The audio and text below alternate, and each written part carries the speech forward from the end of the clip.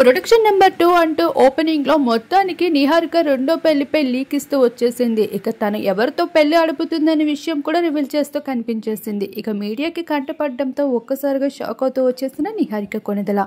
అందరికీ తెలిసిన విషయమే, నిహారిక హీరోయిన్ గా తన అదృష్టాన్ని పరీక్షించుకున్నప్పటికీ కూడా కమిటీ కురాళ్ళు అంటూ ప్రొడ్యూసర్ గా మాత్రమే తన అదృష్టం సక్సెస్ అయింది.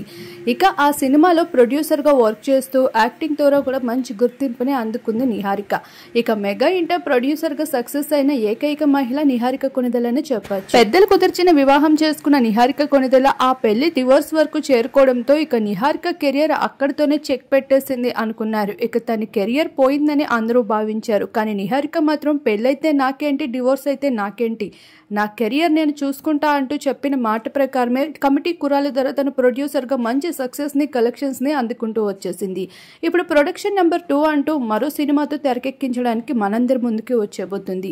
ఈ భాగంగానే ఆ మూవీ ఈవెంట్ కి సంబంధించిన ప్రొడక్షన్ సెలబ్రేషన్ లో డైరెక్టర్, రైటర్ అయిన నాగ అశ్విన్ ఇప్పటికే మహానటి కల్కి వంటి మూవీస్ ని డైరెక్ట్ చేస్తూ అలానే రచయితగా కూడా మంచి గుర్తింపుని అందుకున్న అశ్విన్ తో ఎంతో సన్నిహితంగా ఉన్న ఫొటోస్ అందరినీ ఆశ్చర్యానికి గురి చేశాయి. అలానే వీరిద్దరు మీడియాతో కాస్త ఎడబాటును కూడా గురి చేస్తూ కనిపించేశారు.